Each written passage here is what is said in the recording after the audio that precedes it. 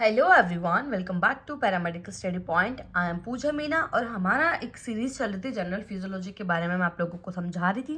ठीक है, general physiology में मैंने आपको फर्स्ट लेक्चर जनरल फिजियोलॉजी के बारे में बताया था। सेल क्या होता है, टिश्यू क्या होता है, टिश्यू के बाद में ऑर्गन क्या होता है, ऑर्गन सिस्टम कैसे बनता है।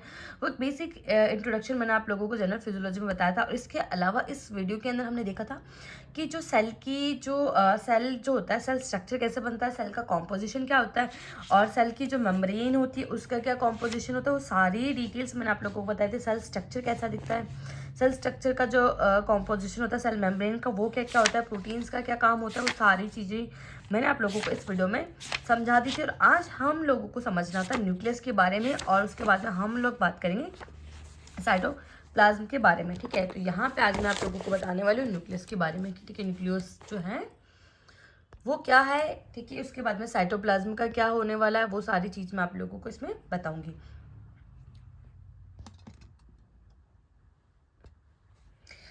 देखो, आप लोगों को मैंने इस तरीके से एक डायग्राम बनाया था, है ना।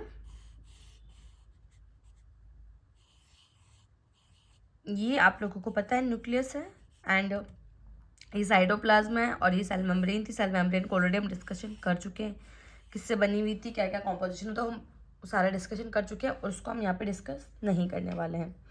ठीक है, थोड़ा सा लाइट ब्लरिंग हो रही है। अब समझते हैं यहाँ पे। देखो, न्यूक्लियस जो होता है ना, वो एक स्पेरिकल स्ट्रक्चर होता है covered by a nuclear membrane. ठीक है, न्यूक्लियर मेम्ब्रेन से कवर्ड होता है जिसको न्यूक्लियर एनवेलप बोला जाता है। इस तरीके से यहाँ पे जो कवर्ड है ना उसको क्या बोला जाता है, न्यूक्लियर एनवेलप बोला जाता है। इट कंट्रोल्स, ये किसको कंट्रोल करती है, chemical reaction occurring in the cell. Chemical reaction जो भी सेल के अंदर होगी उसको कवर करता है and the reproduction of the cells में सेल्स का जो रिप्रोडक्शन होता है उसको ये कंट्रोल करता है। ठीक है, तो दो इसके मेजर ये फंक्शन होते हैं। अब बात करते हैं कि मेन क्या क्या काम होता है इसका। The nucleus contain nucleolus and chromatin material. It is mainly made up of water, basically made up of water ज़्यादा इसका कॉम्पोजिशन होता है बना हुआ। And 80% of dry weight is form by the protein and 18% by DNA and 2% by the RNA।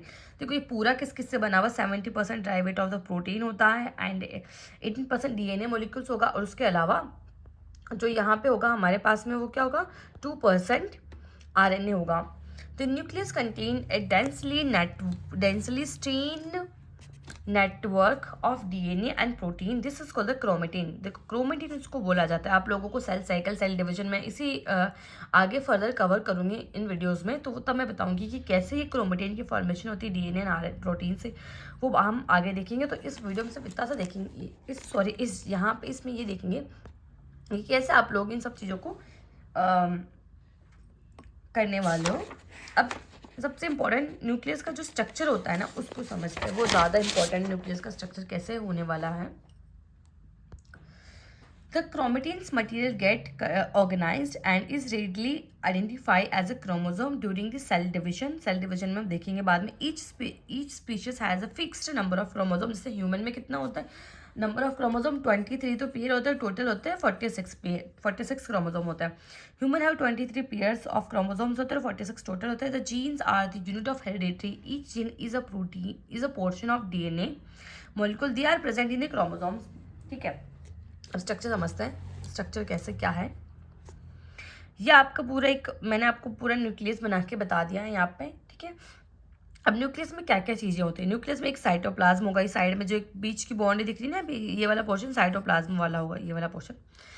उसके अलावा chromatins materials present होगी, जिसको ये DNA, बहुत सारी जो मैंने ब्लू कलर से बनाया हुआ है DNA होगा। ये बीच वाला जो पोर्शन आपको दिख रहा है इसको न्यूक्लियोलाई बोलते हैं। ठीक है, इसको न्यूक्लियोलस बोलते हैं। अंदर वाले मटेरियल को न्यूक्लियोलाई और बाहर वाला जो है मेम्ब्रेन टाइप का उसको न्यूक्लियस बोलते हैं। ये न्यूक्लियर एनवेलप होती है जिसको न्यूक्लियर मेम्ब्रेन कह लो आप। न्यूक्लियोप्लाज्म होता है, ये जो पोर्शन होता है रिमेनिंग खाली जो है उसको न्यूक्लियोप्लाज्म बोलते हैं। और न्यूक्लियर एनवेलप के बीच में कुछ कुछ स्पेस होता है जिससे मटेरियल ट्रांसफर हो पाता है। ठीक है, इस तरीके से निकल पाता है, उसको पोर्स बोला जाता है। तो ये पूरा एक न्यूक्लियस का स्ट्रक्चर है एंड आई होप आप लोगों को समझ में आ रहा होगा इसके अंदर कि कैसे ये है स्ट्रक्चर बन रहा है। ठीक है, थोड़ा सा लाइट इशू हो रहा है एक्चुअली आज इसमें, लाइट बफरिंग कर रही है बट स्टिल थोड़ा सा डार्क हो रहा है तो फिर करना ही पड़ेगा। तो इस तरीके से मैंने आप लोगों को बता दिया। अब बात कर लेते हैं 50% न्यूक्लियर मेम्ब्रेन के बारे में। इनको जो आपको मैंने बताया इनमें क्या क्या होता है, कैसे होता है। Nuclear membrane, the nuclear membrane has outer inner layer होती है, जिस तरीके से मैंने आपको बताया। एंड द आउटर मेम्ब्रेन की अगर हम बात करें, आउटर जो मेम्ब्रेन होता है, outer membrane is continue with the endoplasmic reticulum. The space between the two nuclear membrane is continue with the space inside the ER. The nuclear ER से reticulus and endoplasmic reticulum होता है, ठीक है। The nuclear membrane has several thousands of nuclear pores. These are allow low molecule weight substance to pass through them. उसके through से molecules क्या होते हैं, पास होते हैं। न्यूक्लियाई की बात करें, न्यूक्लियाई हाईली कंडेंस स्ट्रक्चर होती है in the nucleus. They synthesise and store RNA and protein. इनका मेन काम क्या होता है न्यूक्लियाइज का, आरएनए एंड प्रोटीन का सिंथेसाइज करती है। Later they are transported to the mature ribosomes, और लेटर क्या करती है, मैच्योर राइबोसोम में ट्रांसफर कर देती है। Which play important role in the protein synthesis में क्या करता है, इंपॉर्टेंट रोल प्ले करता है उसके सिंथेसिस के अंदर। अब बात करते हैं कि तो ये मैंने आप लोगों को बताया मेन क्या क्या होता है। तो that is all about this video. इस वीडियो में सिर्फ इतना ही देखेंगे, न्यूक्लियस के बारे में टोटल हमने समझा कैसे क्या क्या होता है। नेक्स्ट वीडियो में मैं आप लोगों को बताऊंगी साइटोप्लाज्म के बारे में। साइटोप्लाज्म में कौन कौन से जो ऑर्गेनेल्स होते हैं उनके बारे में हम स्टडी करने वाले। And that is all about this video and thank you so much watching this video.